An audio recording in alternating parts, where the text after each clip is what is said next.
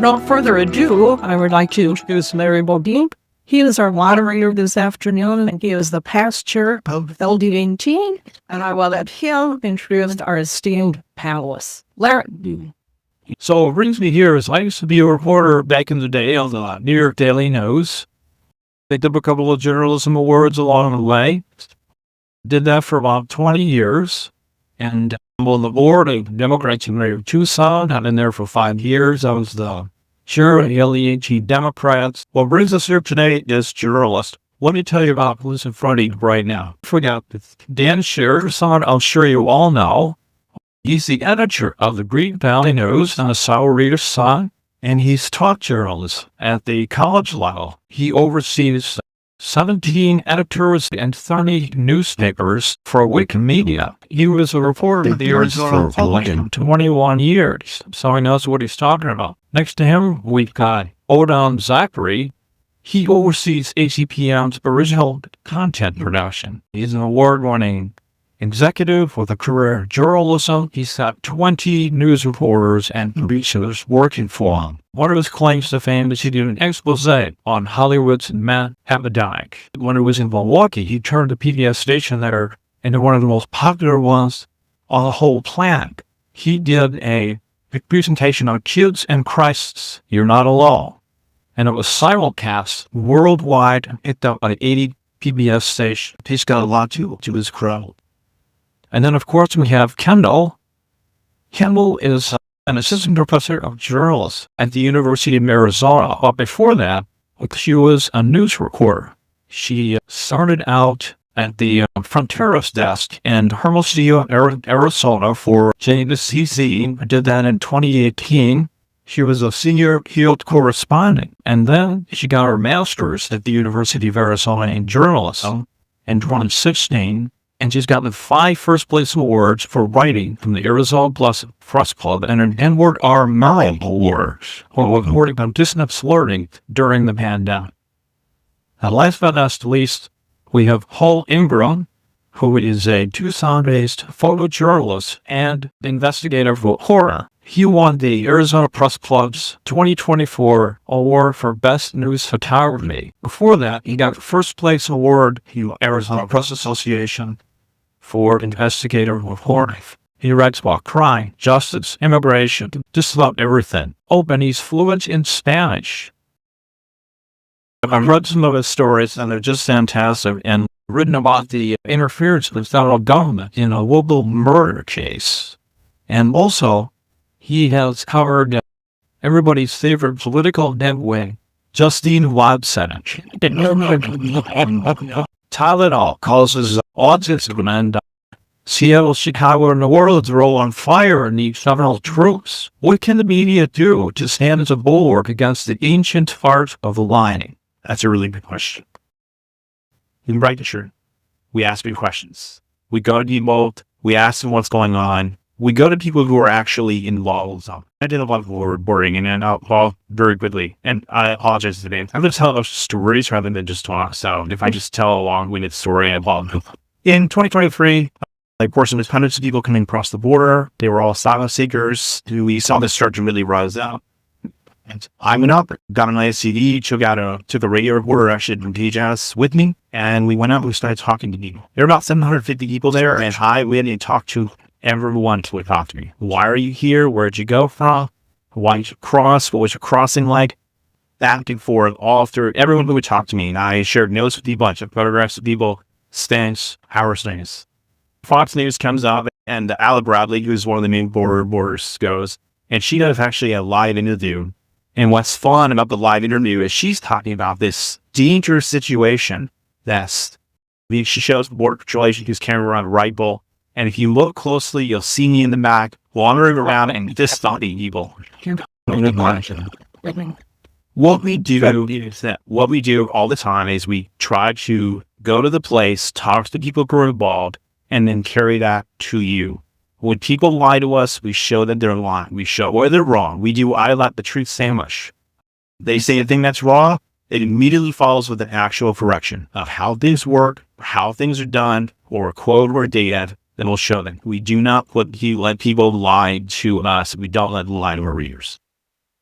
It's been over. Kendall, what did we tell the students and all about the river of lies that we have to deal with? I think that's a huge part of what we talk to students about. We talk to them about journalistic ethics and values. He teaches them the fundamental skill. And we also talk about how you find misinformation and disinformation and how you can tell the difference. A lot of students, even ones who are interested in being journalists, come into school getting most of their news off of social media and off TikTok, where we all know there's a huge variety of quality of information. And so one of the first things that we do is make sure they're reading and watching and listening to the good news that is produced by our colleagues in Tucson and across Arizona and throughout the country. But certainly it's drilling in exactly that as reporters, we find and report and share the truth. So Bohdan, you're in charge of public media platform, TV, podcasts, radio. What do you do? What do your reporters do when they encounter a lie? I think the way we look at it, the way we tell stories, we are unbiased, we're unflinching, and we will always remain independent. We go for the story that needs to be told in all its complexity, sometimes in its simplicity. We reflect the communities that we serve, the communities that's part of our mission, that's part of our DNA. So every morning we have a call with the whole production team, all the reporters. We talk about what is happening today, what's upcoming. Some hours we even less the local story just because we don't have to know everybody's reporting something. So we right now, for example, having conversations, how do we prepare to tell the story in the Insurrection Act? Yeah. What will that mean? We're yakking at that. When I talk about the Youth community, we are really strong in our journalistic ethics. We have quarterly discussions about ethics. We invite PBS executives. Less recently, CBB, before CBB was shut down, head of journalism and editorial integrity. And we talk about what are the standards that we must uphold. So this is a daily conversation. This is an hourly one where the reporter comes in and says, this is all it has. And sometimes we have to say, that's not enough. You have to tell the other side of the story, even if that person doesn't want to come back to you with a statement. You have to make the effort to reach out. So I'm very proud of what we do. And it's a very changed moment if we arrive at. I think you'll hear during this panel discussion.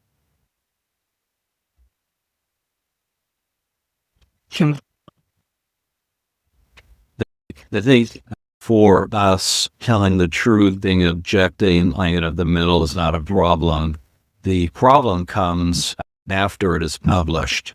When people, and this has been the most shocking thing for me the last 10 years, is that facts don't matter. We traffic in facts, and we thought that people respected and wanted that, and we find that's simply not the case. So you need to not be thrown off your game when people come to you and say, well, that's not true, and you've got 10 sources that say, yes, it is. You keep forging ahead, you tell the truth, and if people want to quit the paper because we're a liberal brain or too conservative or whatever, oh.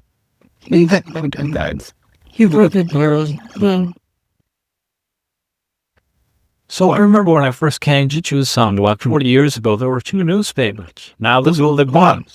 The one remaining paper is the Arizona Star, at least up in Tucson. 2023, they're on a quarter of their stand. Ooh.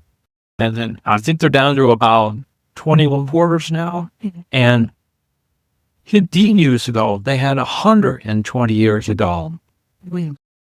For journalism is facing a lot of economic failing. And I'm a guy who likes to open up the New York Times and the Arizona Daily Star and read freaking news. Question for you, Dan, and that is, how do you deal with that?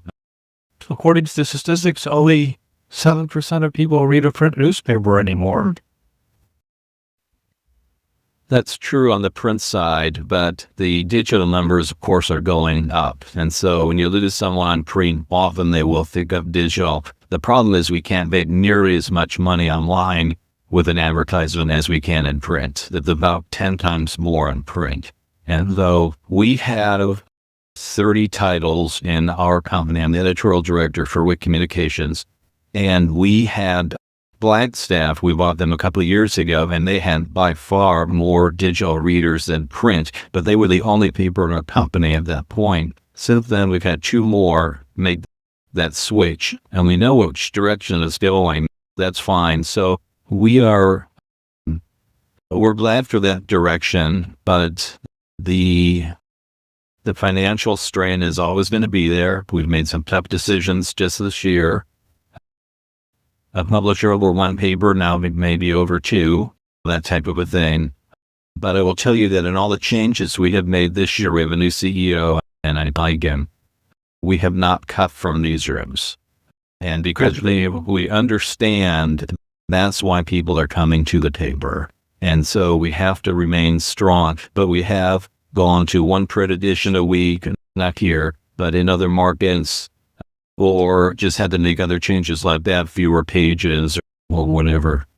This theory, I'll be honest with you, first time in my career, 40 years, I am very concerned about local journals.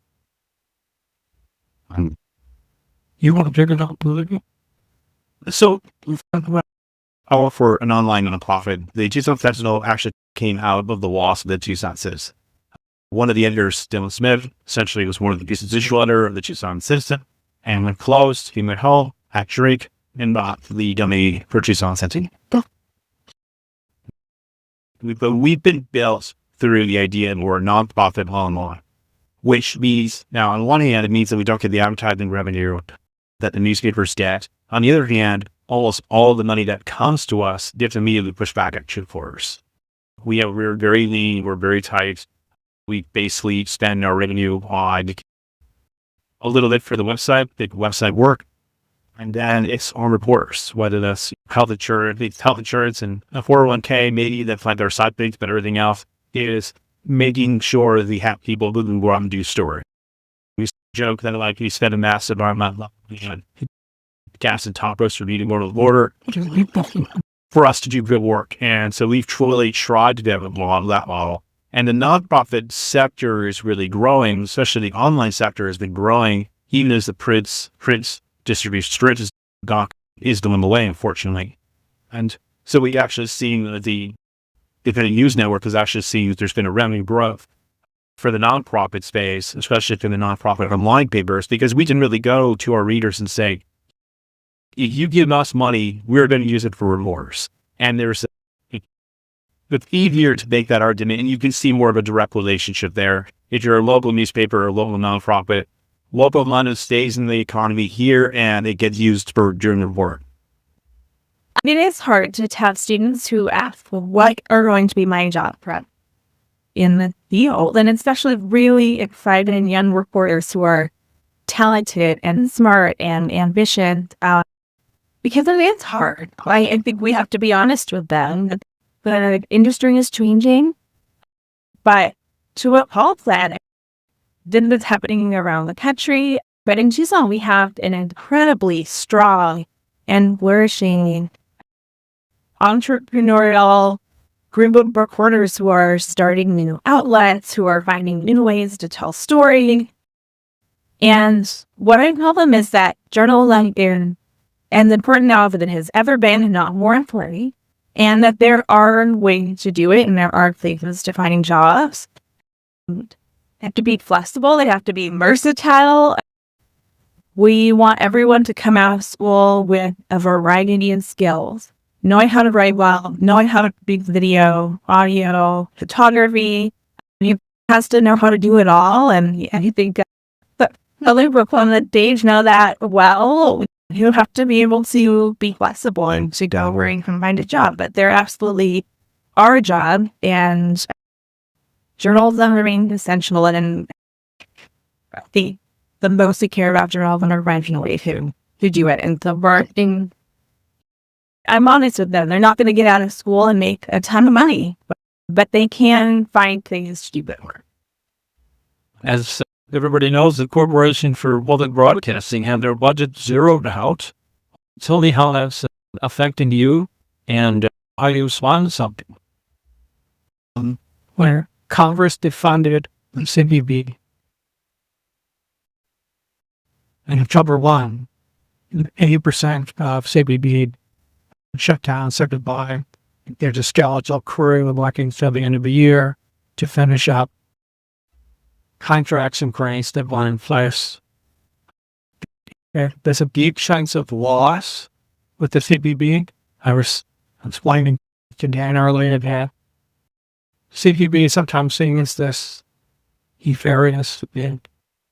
But in style, it was a small, dedicated group of executives led by an incredible Matt Harrison, a Republican, what some would call a rhino. John McCain was her friend. She knew all of the Republicans of a different generation who believed in the mission and the power of public media. In fact, fought our battles constantly. CPB had a complicated formula that we all had to ascribe to. We had to do financial support and our successes in fundraising in non-federal funding sources, from memberships and corporations. That formula, that helped define how much money we really get. So in some places right now, that we're dependent up to 40% on no CPB grants. It's catastrophic. So I had to say, we've done the battle. It was not only about those grants. CPB also did a myriad, and CPB would call together stations and say, there's 4 of you in one state. We should be all collaborating together. Why work independently? So they instilled us with the sense of partnership where there had been states and locations. CPB masterfully made a deal with BMI and ASCAP, which are the 2 largest music publishing houses, and we give agreements that will last us through 2027, and hopefully somebody will renegotiate to me up, which allow us to have our classical radio station, and we don't have to worry about writing down what piece of music we use and have taking a feed. It was covered under a blanket license. That's another aspect of the kind of behind-the-scenes work that they did. They were always out there trying to make us better and to remind us of who we are and why we need to get better than local broadcasters. So in this moment, where we've all been fit with the end of CPB, each one of us has been heard in a different way. Our station is at PM, Shaw, and a $1.1 million rank. And most of that money funded our 9 user programs like Arizona Illustrated. And we're not very difficult on that to have a reduction in force. And 4 of the very talented producers of that should are no longer with us. At the same time, on Hackett You'll Report, we are so committed to telling the news of the communities we serve that we had just hired 3 brand new reporters, 2 of them from the University of Arizona Journalism School, who had worked for us as student reporter producers, who are a new generation that know how to do video and writing and reporting on radio and reporting on podcasts. This is where Kendal talks about having to make you students aware, you journalists. It's a changed world. That's what we're doing with too. So we have now refocused our energies and hired the 3 new producers on the KZPM news site. We're interviewing for 3 more, and 2 others on Friday to tomorrow. So I have 3 And then we're hiring a senior producer start on the 16th of October, and we're in the middle of discussions for a news director. So by the time we are done, we're going to be stronger than ever on the AZPM news side. And in fact, what you'll hear of the coming months is we are folding all of our productions that include Arizona Science, Arizona Spotlight, hosted by Mark Maxwell, Arizona Illustrated, hosted by Tom Abdemer.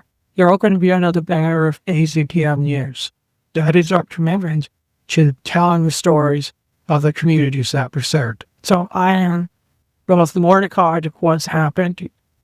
Every day, those of us in the industry are reading an online publication that reports on what's happening in our industry. And we used to the station having to lay off 1/3 of its staff, and the next day a quarter. And then you discover that Penn State University, the blend of governors and their regents, took a vote and said we are shutting down the next year, June of next year. And that's harming. There's going to be less coverage for the people of Pennsylvania than it was about this year. Against that backdrop of all this stuff happening that's really hurtful and painful, we keep going. We're really lost out. Can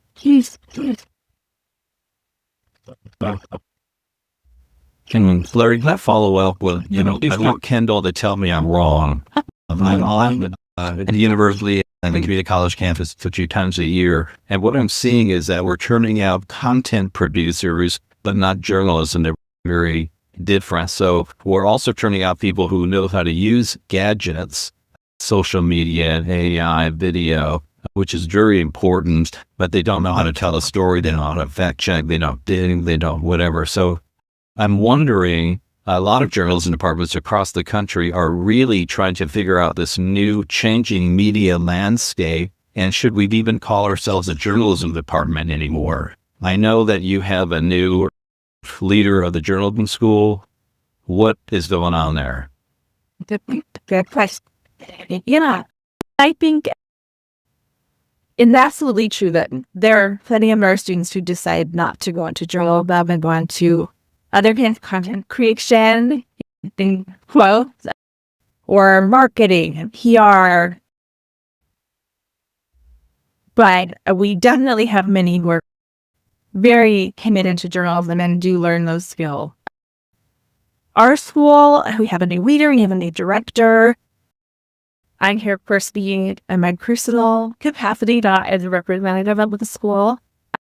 But I would say that we, at our school, for example, are doing a lot of thinking about how to make our curriculum updated, relevant, but also keeping those foundational skills. I think journalism in and of itself is so valuable. We have a core for professors of practice. We've been in the field. We know what journalism is.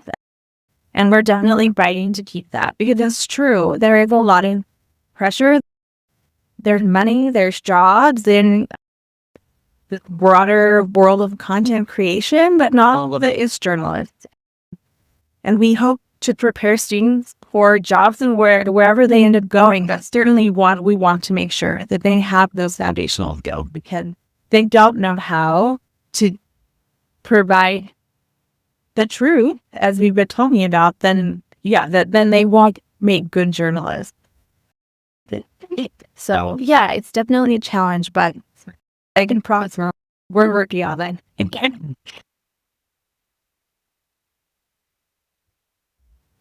I did some research, and I found out that the number one place that people get their news now is online, basically. They get it from podcasts, they get it from social media. One out of 5 people get their news from TikTok.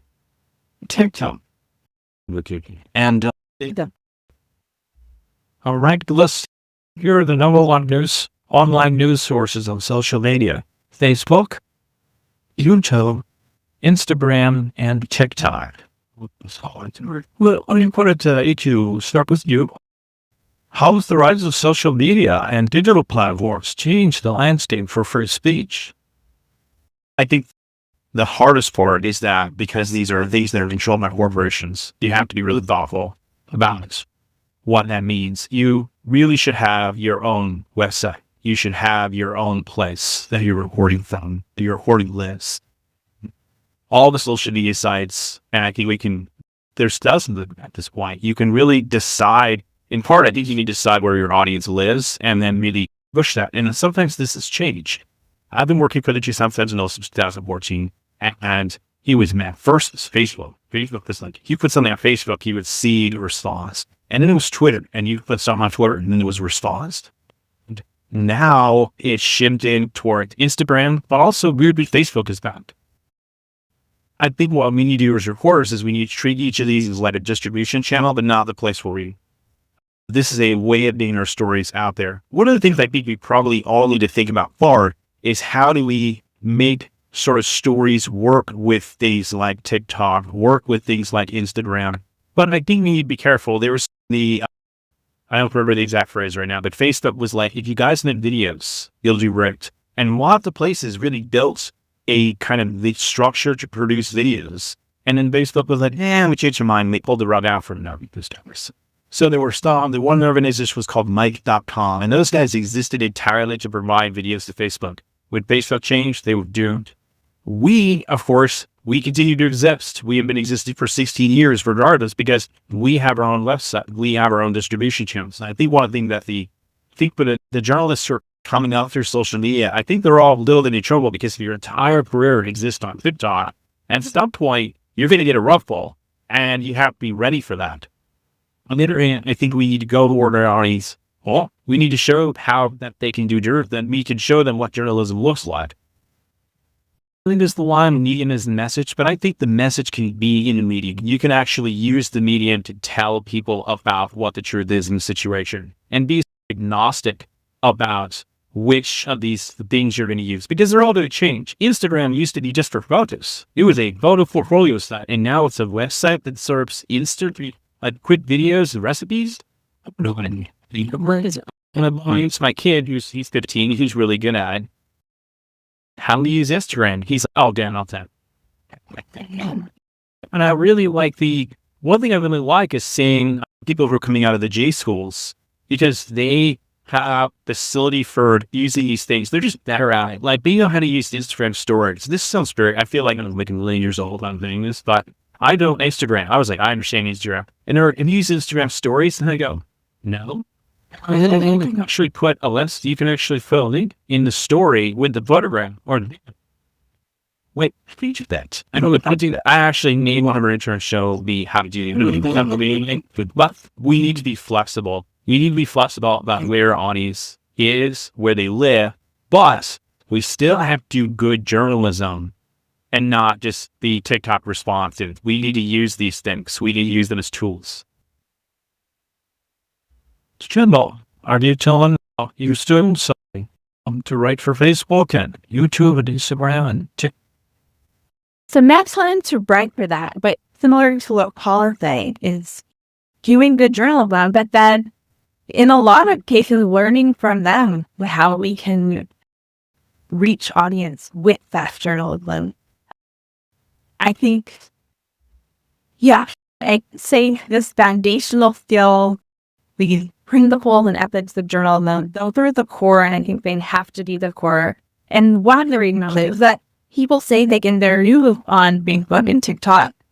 None of what they're getting in, none of what they're getting isn't what they think it is.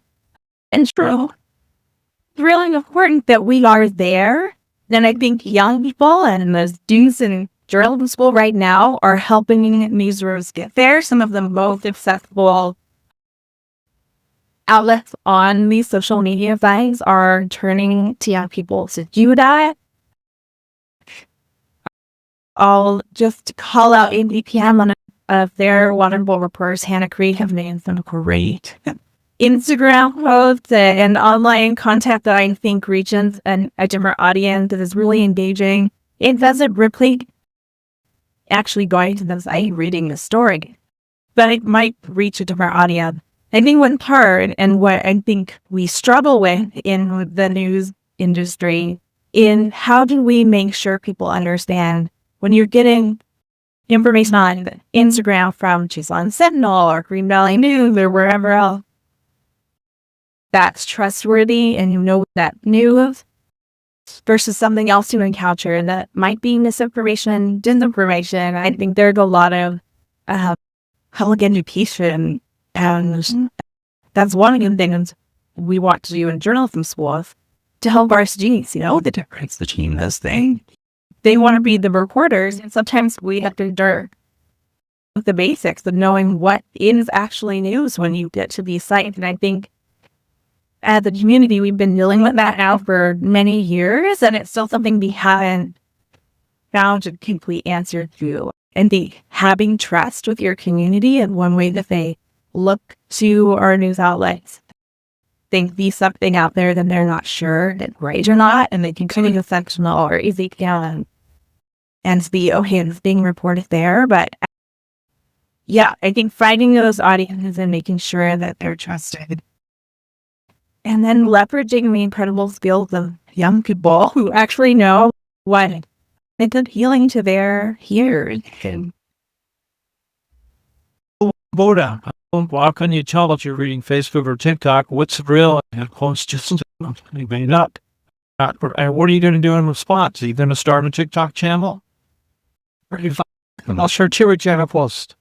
So part of an ongoing weekly conversation is how do we tell the story, tell it without any questions, and how do we tell it over multiple platforms and not every channels.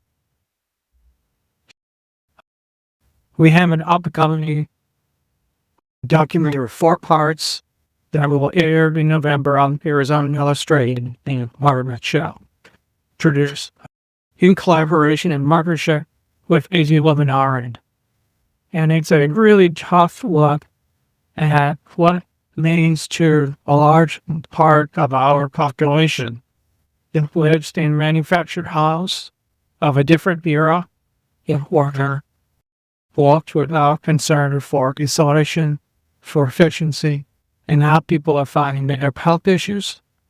They are being forced up because of rising electrical costs, and many cases as of you didn't happen to which is high-state companies are buying up the land and are jerking out the land lease, forcing people out of their homes.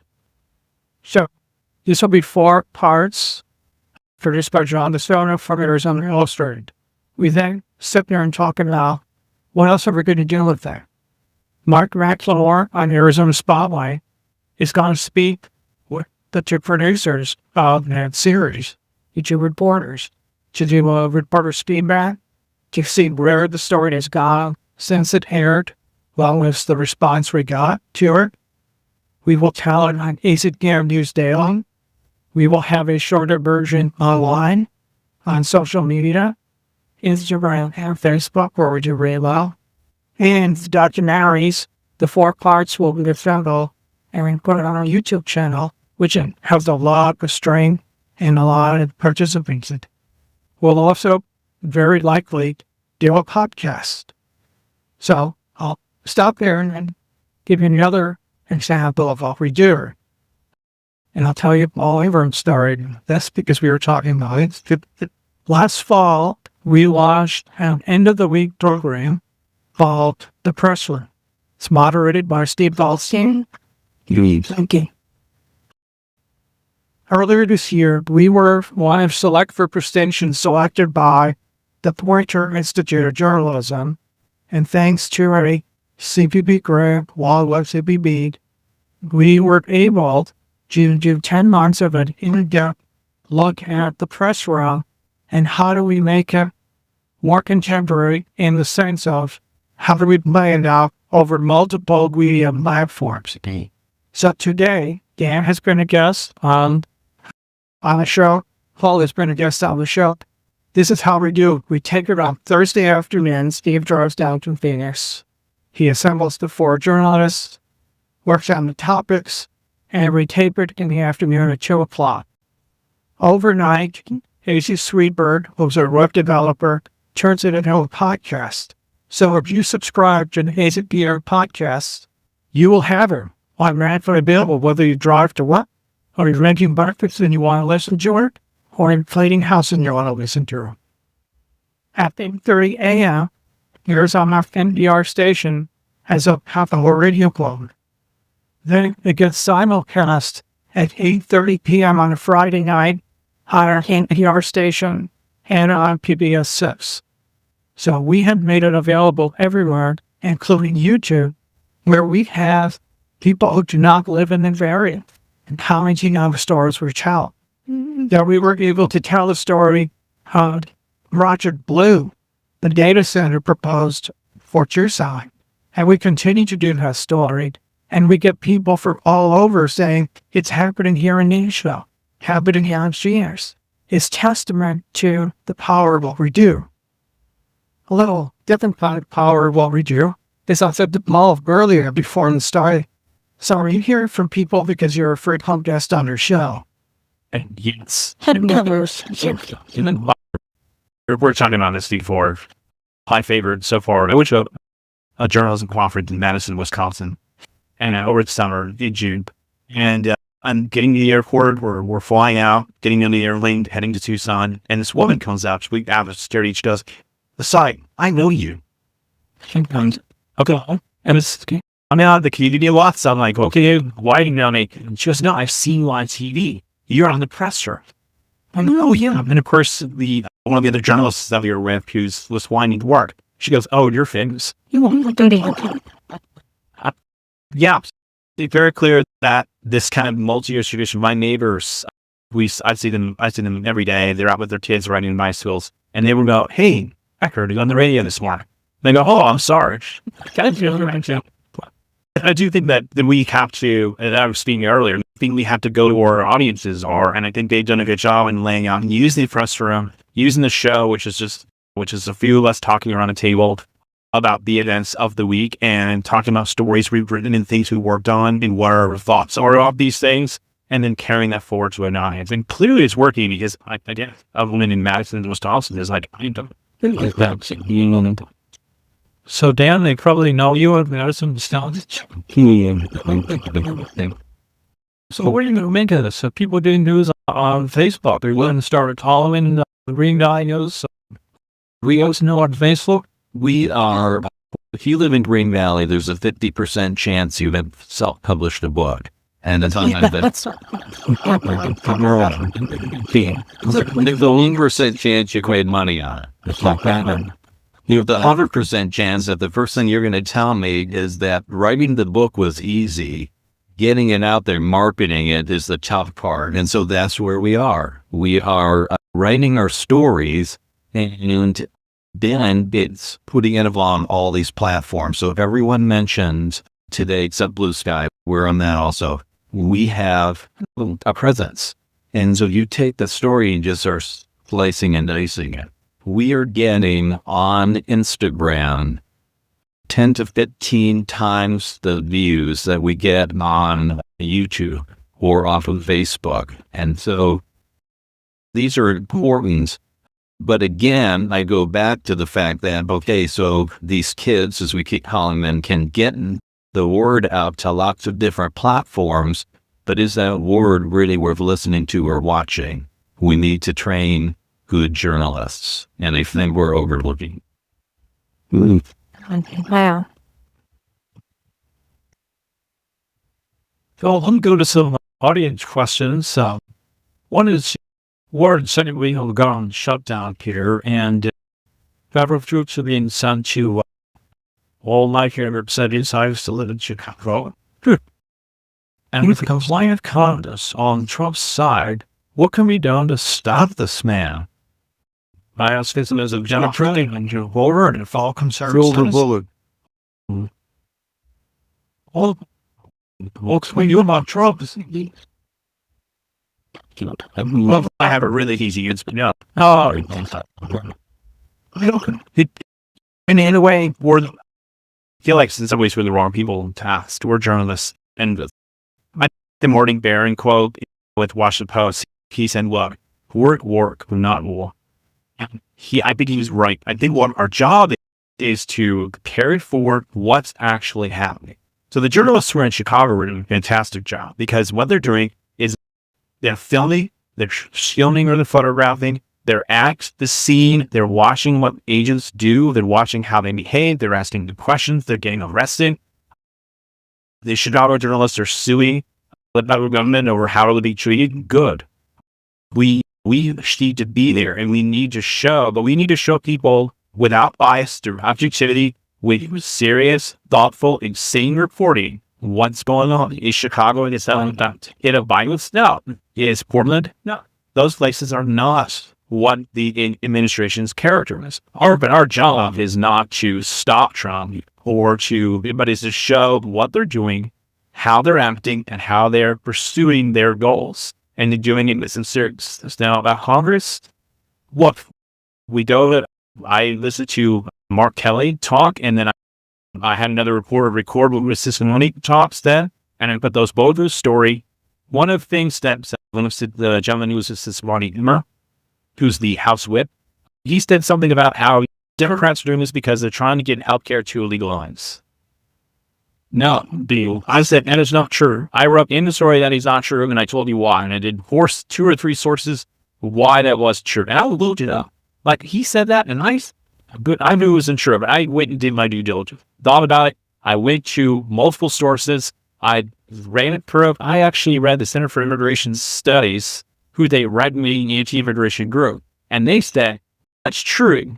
But then what they meant was, it's true, is that people get health care in our emergency services. So is some money getting spent on people who are in the country without authorization? Yes. But is it a tiny little bucket of money? And she goes, the real problem that I have is that the Arizona is not paying them my access soon. That's where all the issues are. She goes, this is a tiny line item in my budget. That's not the thing that's worrying. The thing that's worrying me is access and insurance companies. But the administration is talking about this because they're trying to come up with another reason why they can short healthcare. And this is a particularly good scapegoat. So when we write a story, we are going to listen to both sides. We are also going to tell you the truth. And when someone says something that's just false, I'm going to write it up. I'm going to say they said this, and here's why it's wrong. And I think that's our job. Our job isn't to get into political fights. Our job is to tell you the truth as best we know it, as best the information is, as well as we can do it in each and every day. Dion, I want to refer to one of your awesome stories in around when Juan Francisco Miley came to bring turned on him, and you called it really smackdown. Story going live and flying. But so, what do you do when Francisco Miley wanted questions? There's this river of lies coming out. I am hands down the most conservative person in the room. I just stealer. That'll make me very nervous. But I was a very dangerous man in the way. There was just no getting around it. So then someone translates me and says, you're supposed to be neutral. I said, no, I'm supposed to be truthful. And in that sense, that's Christian Alupour's, I think she even has a sweater that says it on it, truthful, not neutral. And that's where we are when it comes to President Trump, because he lies almost every time this mouth is moving. And so we made it out. And I was phoned in on that same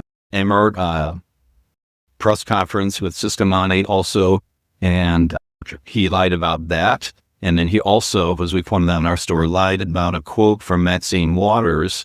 Trust me, enough fan of hers, but she did not come out and say, yeah, we want money for illegal immigrants' health care. She did not say that, yet he said that. And so here we have the whip, number 3, in Congress, lying to us. And then there's Juan not calling him out. And that's a problem. And Juan had said that he personally, and then he has said in many other places, that's not my job. I'm just here to serve the general. No, I disagree.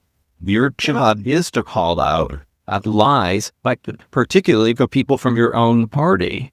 people you've taken selfies with at the inauguration, all this. So this is a very unique time for journalists because there's so much at stake here. And so I agree, we're not taking sides on this, but we have to call BS on so much of that, what is going on. And I am so curious about what happens in next year's election. If things are worse than they are now, I can imagine it's going to be a bloodbath for the Republicans. But we will just continue to carry on, tell him the truth, call him on the carpet for this, wants us to money, absolutely not happy with me right now, and I don't care. I'm hearing life not happy, and I'm saying, about what? And I'm not getting anything back. No, and you're right. So what if one of your reporters goes out and they get a call from a Republican and it's blatantly false? They've been lied to. How do you deal with it? How to start kicker signed incident. So the White House issued a letter of compact to, this is being called, to our university. You will do this, you will not do that if you want my. Maybe. So I just wanted to dwell on that for some. So you could have a personal feeling, what you think that means, but we have to report. And we are going very factually. So, that the president and the board are still thinking about what the decision will be, what their responsibility is part of the story. We know that the Senate and the university have said, this is really bad. We can tell the story what students are thinking. We can tell those stories. We cannot wrap it up and say, and therefore, this means that, and this is our opinion. We do not provide anything. We tell the facts as they are, and sometimes they're inconvenient and unpleasant. And that's what we do on a daily basis. And we have these conversations all the time just to keep ourselves on the right track, to make sure we haven't missed a point, or we've overlooked something, or we're staying in something. We cannot ever do that. So I just wanted to turn that because it's a very active story, has major ramifications. And MIT 2 days ago said, no, we're not signing that column. Well, you can Kind of wanting to talk to any students. I don't watch Fox News, but I'm told that there's no relation to reality. And you encourage some of your students to work for Fox News, and what do you do? I encourage my students to read a wide variety of news. I think my first job when I work with students to get them to actually engage with the news, and again, like I've just been saying, to know what is news and what's not, because it can be hard for young people and old people and middle-aged people and all of us in the world now to know what is reliable. I do want to touch on that compact because very active for the university right now. We don't know what's going to happen there. But for me, again, speaking in my personal capacity, it's a concern for a journalism school because we do need to be able to teach students to find the truth and to report it. And we need to be able to talk to them about the things that they're reporting on. And language in this compact certainly would curtail our abilities to be able to do that. We don't know what's going to happen with them yet. We know there's a lot of pushback from our community, from faculty. There are people thinking about if they need to get different jobs. There are students thinking of going to different universities. And the journalism school, specifically, there are huge potential ramifications. So, I want to bring up a different topic, and that is AI. artificial intelligence has become quite prevalent. It's a wonderful tool, but a terrible master. And in the writing that I do, unless Perplexity and ChatGPT and Plot are giving their analysis on something, and every now and then I get a story where I'm from ChatGPT and I'm reading it and going, oh, I didn't know anything about that. I've never heard of this. I must be misinformed. And then when I checked it out, it was ChatGPT hallucinating, not electronic. Well, the word is. So, the Tucson Sentinel, why not just have all your news written by AI? It'd be a lot cheaper, it'd be a lot quicker. What do you think about it?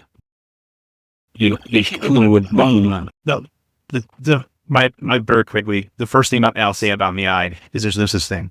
It's not artificial. It's not intelligent. It's no such thing. It's actually a brainy for a bunch of tools that are using language stuff. It's essentially what word follows the next word. It's just stuff. And why I say that is because I think there's a tendency to talk about AI as it's magical, and it's really not. It's not spelled. It's not going to do what you think it's going to do. It does some stuff that's cool. Some of it's neat, but a lot of it's crap. Part of it is that we haven't gotten there with this technology.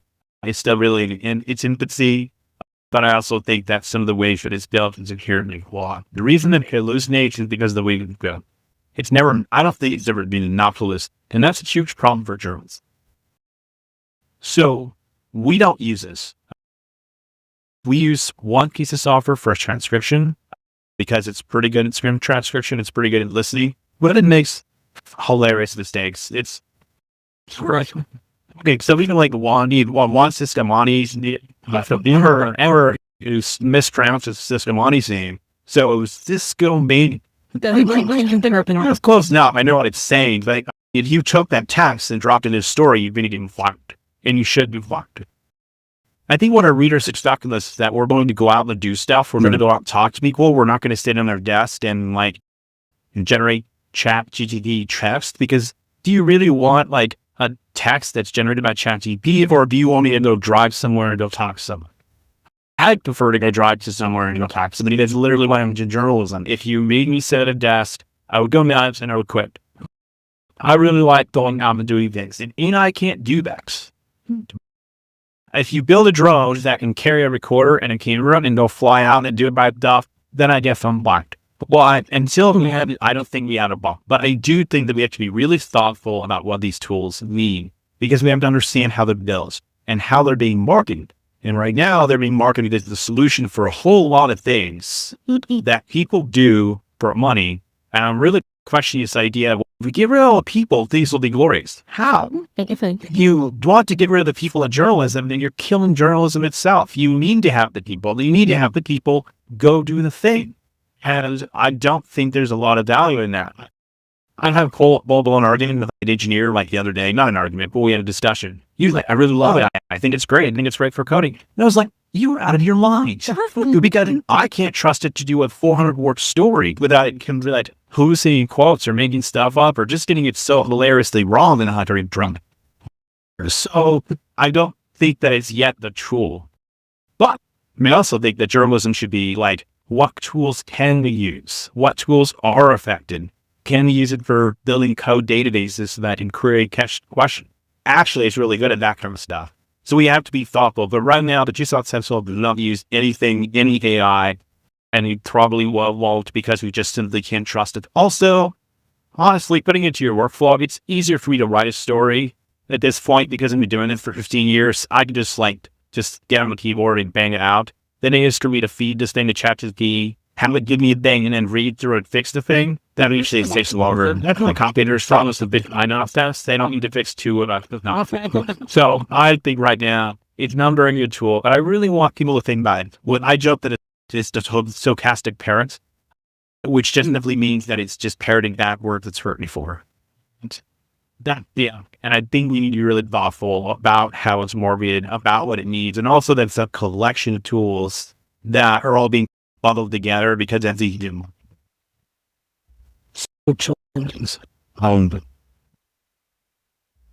Bohdan, instead of hiring you reporters, couldn't you just hire 3 ChatGPT like the programs that one you would say? So what are the rules on it? You have to be a little Well, the PBS, Tanya Rosen, who's the senior vice president of editorial, integrity and her whole time. She and Kathy Merritt from CPB held a 90-minute workshop with all producers. I also invited the sales team, the foundation people. One of the leading roles of PBS is absolutely nothing AI. Script-wise, you cannot create an image and put it into your documentary because there was no camera at that event. But here, what it might have looked like. You are showing out there. PBS upholds that standard. We do too. There was a moment in which somebody whispered, I think this script was written by AI because there were too many dashes. And as a AI, if you use it, that's this weird thing where it puts a lot of dashes in certain sentences, and it's a play and yelled that. Then maybe that, this is just a young writer who likes to write. And that's just I'm not sure it's never been even those high and I'm still very bad about it. I think I might have taught the example of how dangerous an AI can be. And it's also preview of course working toward them like nobody. And AI is so smart and so devious, or used by PBS and by people who have really bad intent. You might get a call from somebody who says, Janet, I want to talk to you about the wall you have on your house, and I can make it better. And that person doesn't exist. That's been created by AI based on public information that's out there that can be stopped by these AI lines that Mal was talking about. And so more and more people are being duped about their finances. And it is part of the enormous financial scaring of senior citizens. We got excited when Attorney General Chris Reeves announced that she was going to do a workshop or a town hall in Sentinel Brook, about the issue of fraud and scam. And we've been thinking about that same topic because we hear from a lot of our donors who share the problems with us. So we are working to do a podcast, series that we launched called Navigating Our Financial Times, co-hosted by CPM Radio program director Nicole Koss, who is a CPM. And we know Brian, who many of him might remember as a long-time anchor and producer of a nightly show called Nightly Business Report that ran on PBS for over a decade. We're going to do a whole podcast on frauds and scams and AI because it is a Wild West story. It is frightening, and it's just a bit of what we can do to reflect the issues that affect our communities. So I see what AI can do, and despite all the, it's going to save the world, and it's going to do a lot more damage than it's going to do us at this moment. Yep. Please. Quarter turned in a story that was written by the AI. What would be your reaction? I did. Trust is HD. We had that once, and not in our newsroom. And it was an editorial about the 4th of July. And AI, can you write me an editorial? To which I responded, I will not use all the words. Can you do that yourself? Couldn't you just do something as simple as that yourself? I just wanted to see what it could do. So I don't think AI is evil. I think, though, that it's not where we need it to be. And I'll tell you some ways that I have used it, and I would bet that you have too. One is research.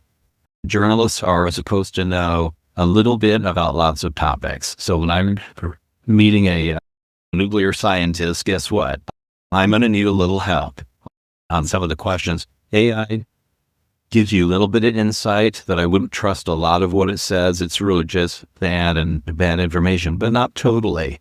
So research, we've used it. Once I plugged in the basics of the story and I said, give me a 5-word headline for it. It was awesome. But it didn't write the story. We wrote the story. Another time they put a story in there is about 1,000 words, and I said, trim this to 400 words. It did a great job. And I didn't put it in print, but it did a great job. I just wanted to see what it could do. And then there are formulaic stories in journalism like covering a baseball game. And a baseball game has about enough of notable habits. It's about 7 paragraphs. You talked about coaches, you won the next game, what's their record, etc. And I know that a lot of people have experimented with that. Can we just plug in the basics of the game and have it write this formulated story? As Paul pointed out, we can probably write that a whole lot faster and more accurately than AI. So we're not there yet, but AI does have some potential to make our life a little more efficient, just not right now. Listen, Kendall, I don't know if you asked your students, they're writing term papers that were written by an AI, and you use an AI architecture to harm the gender. So most of my students are writing news stories of their assignments, and I see AI sometimes. AI detectors are not very good right now, but humans are really good at detecting AI, and I can pretty immediately obvious when a story has been written by AI, especially when they see it a couple of times. I, like many of the people on the stage, think that there are useful ways to utilize AI. I'm very concerned about the idea of learning, keeping their jobs with AI, because as we just mentioned, AI is not reliable. It often does a bad job. It can produce many errors.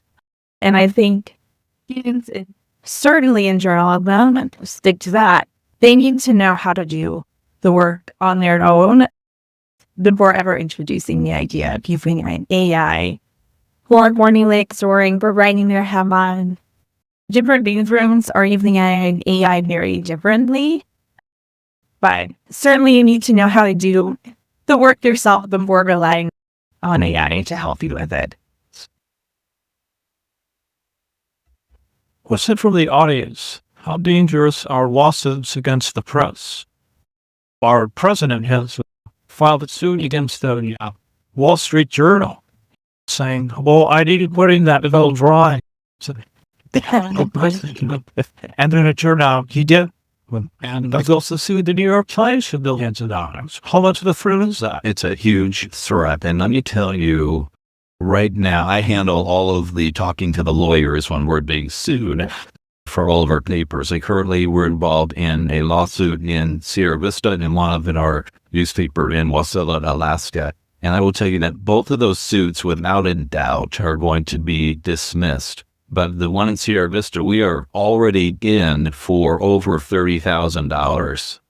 And a small company like ours, it kills us. It just kills us. Now we have insurance, which only goes so far, and then they're going to jack out the rates. It kills us. And this is the way that you could shut down a newspaper chain quite quickly. And that is really what's in the back of my mind. It isn't getting arrested or getting shot with a rubber bullet or that type of thing. It is financially, and we know the president goes after his enemies in court time after time. What would you say? I just think back, like one known for his was a brilliant producer at CBS documentaries. His name was George Cryan. And George taught me so much about being a documentary and a journalist. And George did a documentary about General Westmoreland and the number of deaths in the Vietnam War. And Westmoreland sued George in CBS. And it's a battle that went on for years. And in those days, CBS stood firm. That came up. In this day and age, God knows George would have been out on the street and disgraced. because every major media outlet, CBS being the latest, was playing games, playing into whatever the White House wants. It's a real concern, and I have to always be mindful of everything the reporters are saying, especially on something potentially controversial. So on Tuesday, I'm going to be reviewing the latest version of the documentary releasing about people living in a mobile house. And I saw an earlier part, and I know we talked about the company, the out-of-state company that's bought up the land, right? So now I'm going to see it again, thinking in terms, did we contact them? Do we have whatever these are saying to us? Do we actually have that? These are the kinds of things that I have to think about. Real as in-house attorneys. When, as Dan has said, it becomes a really costly battle. The minute you are tapped on the shoulder, you say, we're taking to court. Just a real daunting issue. And that's why every day is not just about reporting, standing behind how they're saying it, and have we really covered every aspect of that story correctly to doctor. Have you teach your students about in New York Times versus Sullivan that public junior cannot be served unless it's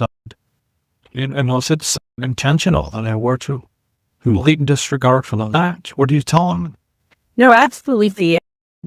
We teach them about media law, and specifically have one of our graduates who never had a law degree and a lawyer. So she teaches them that, and good for her because I think a lot of complicated information.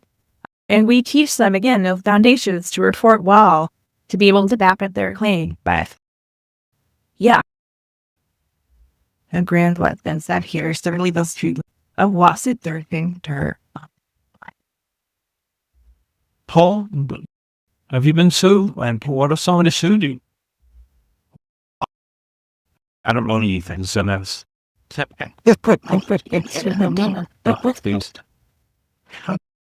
be a journalist because you've been here for, and then they see you're like, okay, here you've keeping on my cash. For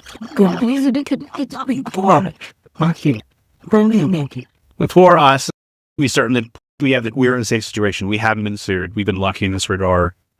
We think about those kinds of things. We think about it in our recording. Why do we know this? How do we know this? How do we do this? What was our first strike restriction in that? Did they send us a text? Memorialize that text. If they send you an email, make sure you memorialize that email. We had a conversation about making sure we don't use our personal emails accidentally. Then we make sure that we use our Tucson Sentinel email to make sure that everything is memorialized. So we're talking to sources where we're asked their questions when they're sending us responses. That's there somewhere. And I think for reporters, it's really about making sure you think about, if you have a defendant story court question, and they said, how do you know this? So you go, oh, because he told me. How did you do that? Well, here's the tape. Would you like to hear it, Your Honor? Or he sent in the text. Here's a photograph of the text. Here's the things.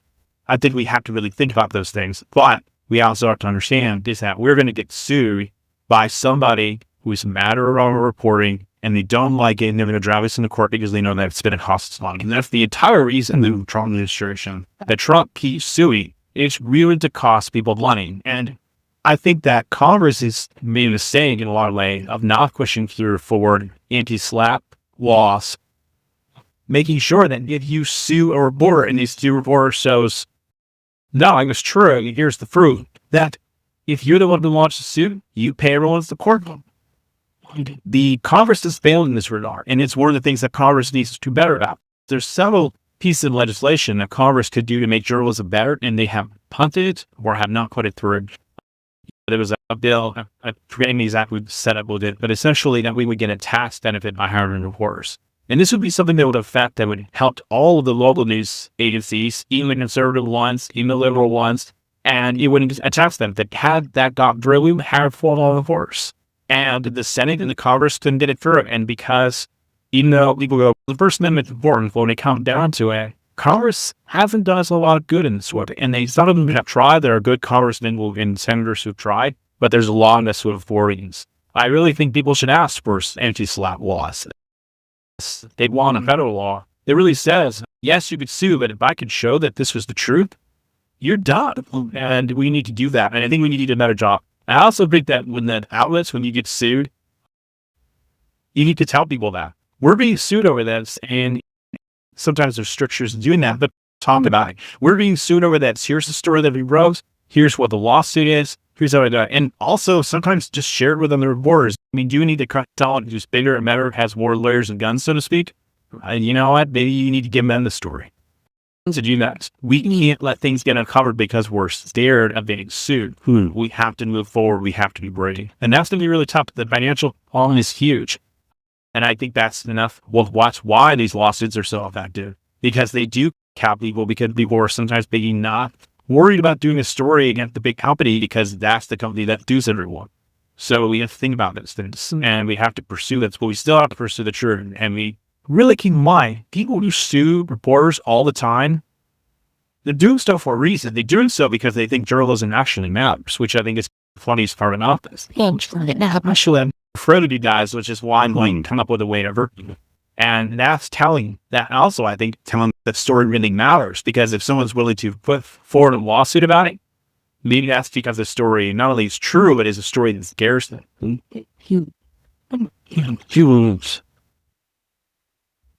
One last question here. Isn't there something that all of you as journalists can do to band together to fight all these attacks against freedom of the press? For a poll, you've won a couple of awards from the Arizona Press Club. Could they stand up and basically fight back or take positions against attacks on the freedom of the press? Yes. We talked to, I know Mayor just about a week ago, talked to several organizations about how to deal with attacks against the press. Because there's other groups. There's the National Press Photographers Association. There's the SVJ, IRA. I can name about 20 IRAs to tell you. There's all these different groups. We're constantly talking about this stuff. I'll give you a very quick little story. There was one of the major agencies in Pima County had decided that it didn't like a couple of reporters. And so what they started doing was they were sending releases to some of us, but not some of us. I would get a release. I talked to Fran. She said, I didn't get that release. And I was like, you didn't? She goes, no, I'm not getting any of the releases. Okay, we'll fix that. So what I started doing was just forwarding their releases. As soon as this group sent the release, I forwarded to them. And first they figured this out and they were like, how are you getting these releases? We're not sending it to you. And she was like, I don't know, I'm just getting them. They stopped doing it because they realized she's still getting the story. She was still getting it just as fast as everybody else. It didn't matter. And I think every time reporters need to band together about this. I think at one press conference where we made former Governor Jim Ducey so furious he quit the press conference. And we've done this to him twice, which is pretty valuable. Because he wouldn't answer the question. One reporter asked a question and Ducey lied it around it and he didn't answer the question. And then he answered us, you. And I said, I wanted to answer. I actually wanted to answer this question. Ask that question. I'll repeat it for you when he asked it. And then he got mad. Then he answered the question. And then one of the folks picked an extra reporter. And she goes, what? But I didn't hear the answer. I answered the other question. And that's what he did. He let him delegate down. And I didn't know because big deal out of the press office. We have to work together. We have to think about, did he actually answer that question? Was that a book? And if it's not really a very interesting question, didn't know have a question you want to ask? You might, but sometimes force the answer. I want to hear the answer to that question. You should answer that question.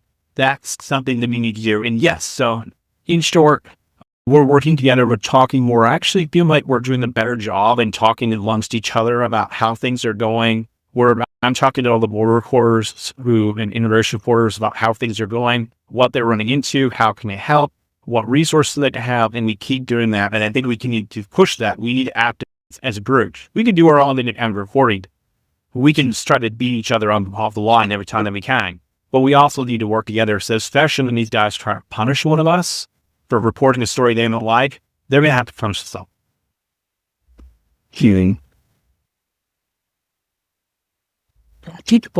Let me turn to you. What are with communications?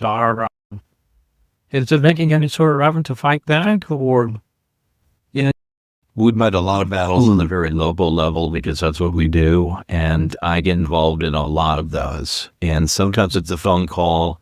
And when you get a phone call from me out of state, and I know what's going on in middle of nowhere, Oregon, that they'll reverse himself often. But somebody sent me just before I came here today an interesting story that made me really nervous. And it was that the CEO of the Illinois Press Association had joined a lawsuit against Trump because they were going after journalists covering the Chicago stuff, and his board didn't back out until he quit. Yeah. And the board, of course, is not saying why. They're just saying, yeah, we're looking for a new person here. That is stunning to me. That's almost like what you were pointing out with ABC, CBS, NBC caving in and to the administration. That type of stuff, we need to make sure we handle. We have a very good press organization in Arizona. I'm very grateful for them. And we have a First Amendment coalition that we can call and get a lawyer to write a letter for us. If it's going to go to a lawsuit, that's obviously a different story. But we're in pretty good shape in Arizona, but it just takes a couple people to lose their nerve. And we got to watch for that. So, Bohdan, you're a target for NPR and PBS. Are PBS stations and NPR stations all getting together, uniform, trying to kind of win a fight back, or what are you doing? Each of us is independent. Each of us has a separate license. So we speak on group calls about it. But an example of what's happening is the FCC has been investigating. So there was a PBS station on NPR over underwriting spots. So we call them underwriting spots, not commercials. And there's very specific language that's very involved what we can say and not say in an underwriting spot. And so the FCC has a new tax. We are going to investigate because we believe what you've been doing violates guideline. If they find you guilty, they could shut down the station because the station can't afford the law costs of the legal costs and the potential fines of behind. I was at QCT, which is the second big media station in the country. There was a documentary on the American experience series about Emma Goldman. And it's good for 15, 16 years. Somebody contacted the FCC and filed up a complaint saying, I think the gist of what they were doing is provoking promiscuous sex. And that's how we interpreted this documentary. In the end, 8 years later, swim per day.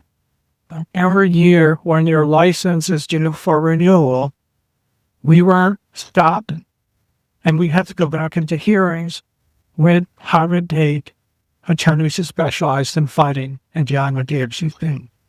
So, in this you're doing it's Brendan Carr is out of the town of commercial broadcasters. I need Jimmy Kimmel. So, just stay tuned because I'm Shearer and will be more coming in you raised every announces Tuesday. That's what we do. The journals of schools unite in some way to these attacks on freedom of thought. I think that we all have to unite in absolutely their conversations about journalism school. And one of the things I love about journalism, as much as we have that ethos of getting the story out first, breaking news, is that we all care about the same thing and we all want to get the truth out. I have always felt so supporting by our journalism community, and I think all of them in the journalism world here in Tucson, Southern Arizona, and beyond, we're supporting each other, and our journalism is not built here, certainly. All right, and I've got a request from everybody here in the audience today. I want you to donate to the Tucson Sentinel. I want you to donate to the PBS. Subscribe to the station.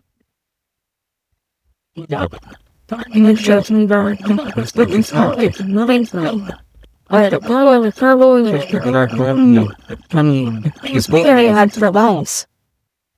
Thanks. Upstairs, they turn things on. Much water, appreciate the right wings that. But down and down, I'd like to quote my favorite journalist of all times, Mark Twain. It's a terrible death to be talked to. That's everything. You bravely and put the costume there and then. You love the verse. You